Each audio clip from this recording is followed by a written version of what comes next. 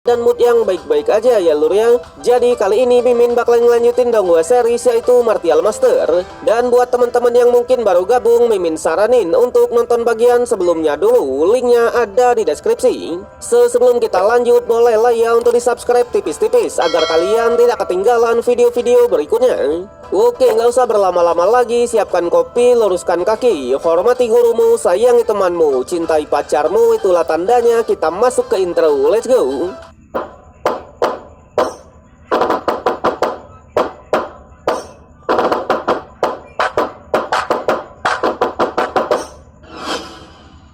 Cerita berlanjut di mana masih memperlihatkan pasukan dari pengurus Huang yang ingin merebut gedung pil milik keluarga Zhao. Tak hanya itu, melihat Master Zhao adalah anak dari Patriarch Zhao, mereka pun juga memprovokasi dan menyebutnya sebagai anak haram. Sontak hal itu membuat Master Zhao pun sangatlah marah dan mencoba untuk menyerang. Tapi sayangnya kekuatan dari pengurus Huang ini sudah jauh di atasnya. Bahkan melihat mereka yang sudah berani melawan, pengurus Huang pun langsung memerintahkan untuk menghancurkan tempat ini. Alhasil tanpa basa-basi lagi, para bawahan pun juga langsung mengamuk dan menghamburkan semua yang ada di sana. Jelas karena perbedaan kekuatan yang terlalu jauh, jadi para tetua keluarga Zhao juga tak bisa berbuat banyak. Bahkan Patriarch yang mencoba untuk menghentikan seketika malah terkena serangan. Di sana pengurus Huang pun bilang kalau mereka sudah kehilangan perlindungan dari Raja Obat. Jadi keluarga Zhao ini sudah bukan lagi keluarga yang ditakuti. Sampai di tengah-tengah keributan itu, barulah Lord Qin Chen pun turun tangan dan memberikan tepuk tangannya. Di sana ia pun bilang kalau sebenarnya ia ingin mencari informasinya dari dalam, tapi tanpa diduga pengurus Huang lah yang membocorkannya sendiri.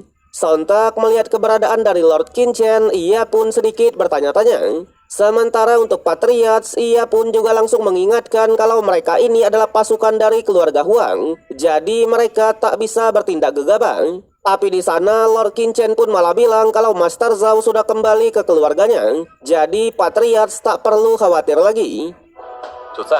Selain itu, Lord Qin Chen juga dengan tegas mengatakan kalau keluarga Huang dilarang datang ke gedung milik keluarga Zhao dan diberikan waktu 2 jam untuk meminta maaf. Jelas jika tidak, maka mereka akan menanggung resikonya sendiri. Sontak hal itu membuat pengurus Huang pun tertawa tipis dan menyuruh pasukannya untuk menyerang Lord kita itu. Tapi lagi-lagi this is King Baginda Qin Chen, ya kan? Dimana hanya dengan sedikit gerakan saja ia sudah bisa mengalahkan para cecungu ini. Jelas hal itu membuatnya pun semakin marah dan kali ini menyuruh semuanya lah untuk menyerang. Alhasil Pak Tua Dajila yang juga turun tangan dan bergegas mengcounter para cecungu ini. Sontak pengurus Huang yang melihatnya, ia pun semakin ketar-ketir dan mencoba untuk berlari. Sayangnya Pak Tua Daji tak mau melepaskannya dan bergegas menangkapnya. Bahkan Lord Qin Chen langsung menyuruh satu bawahan dari mereka untuk melaporkan kepada keluarga Huang kalau keluarga Zhao meminta ganti rugi, di mana atas kerusakan yang sudah mereka sebabkan. Jadi ia pun meminta ratusan pil obat kelas raja sebagai ganti ruginya. Sedangkan untuk para bawahan yang lain, Lord Qin Chen menyuruh Pak Tua Daji untuk melemparkannya keluar agar para warga melihat keributan ini. Jelas para warga pun benar-benar sangatlah kaget melihat pengurus Huang yang sudah diikat. Tapi ketika mereka mau melepaskannya, Pak Tua Daji pun muncul dan mengatakan kalau inilah resiko karena sudah menyinggung keluarga Zhao. Berbeda dengan Patriarch, ia masih saja panik dan menyuruh anaknya untuk pergi saja. Tapi tenang, Lord Qin Chen pun meyakinkan kalau ialah yang akan menyelesaikan masalah ini. Bahkan Master Zhao juga setuju akan hal itu dan ingin memberikan keluarga Huang pelajaran. Alhasil mau tak mau Patriarch pun juga menyetujui. Sampai Lord Qin Chen pun bilang kalau tujuannya ini untuk mencari informasi tentang masalah dari putra mahkota Lu. Jadi ia pun meminta agar Patriarch mau menceritakannya dengan detail. Jelas Patriarch pun mengatakan kalau sebenarnya ini adalah masalah rumor, di mana keluarga Huang memberi mereka banyak bantuan.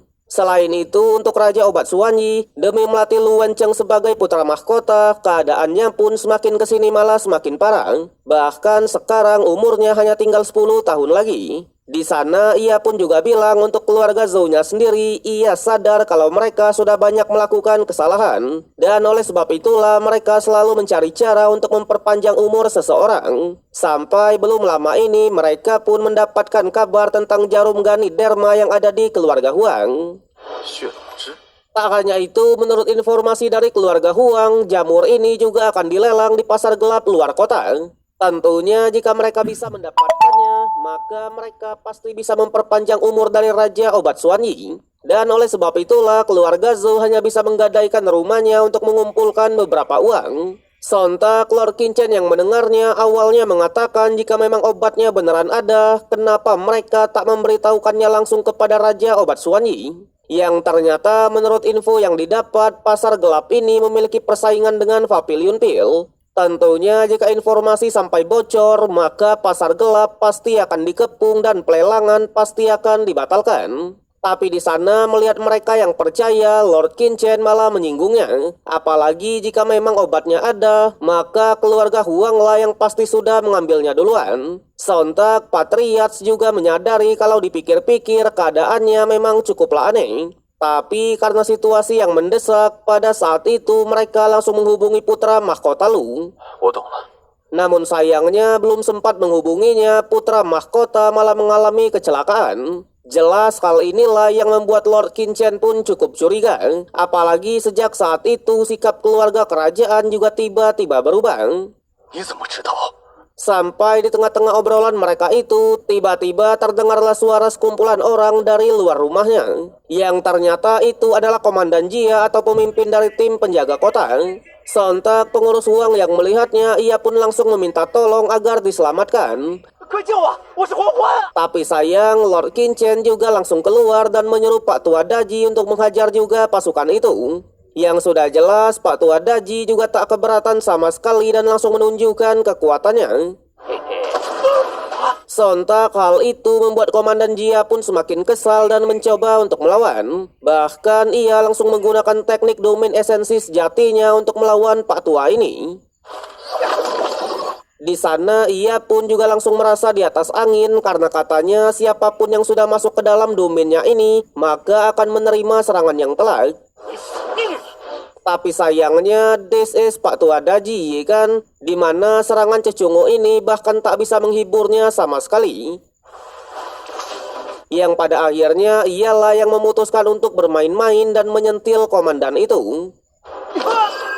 Sama halnya dengan pengurus Huang, ia yang mencoba untuk melarikan diri seketika langsung terkena teknik dari Lord Qin. Di sana Lord Qin juga menyuruh Pak Tua Daji untuk membawa Komandan Jia masuk ke dalam. Awalnya Komandan Jia yang masih belum tahu apa-apa mencoba mengancam kalau ia adalah komandan dari penjaga kota Dan. Tapi sayang Lord Qin tak peduli sama sekali dan hanya menunjukkan lencana Raja Obatnya. Tak hanya Lord Qin saja, Master Zhao juga melakukan hal yang sama. Alhasil menyadari kalau mereka adalah Raja Obat, Komandan Jia pun tak berani macam-macam dan malah meminta ampun. Untungnya Lord Qin tak keberatan sama sekali dan menyuruh mereka untuk bergegas pergi. Tapi dengan syarat Komandan Jia tak boleh melepaskan pengurus Huang. Alhasil sesampainya di luar, Komandan Jia pun beneran tak berani melepaskan pengurus Huang dan mengajak para pasukannya untuk segera pergi. Namun meskipun begitu, setelah berhasil menjauh, ia pun mencoba mencari asal-usulnya. Yang lagi-lagi ia pun kembali dibuat kaget karena Lord Qin juga pernah menantang salah satu dari putra mahkota, ya kan? Waduh. Tapi sayangnya episode yang kali ini harus berakhir sampai di sini. Sebagaimanakah kelanjutan dari Lord Qin? Apakah mereka bisa membongkar kejahatan yang sudah dilakukan oleh keluarga Huang? Tentunya kita akan melanjutkannya di part yang berikutnya. Hahaha.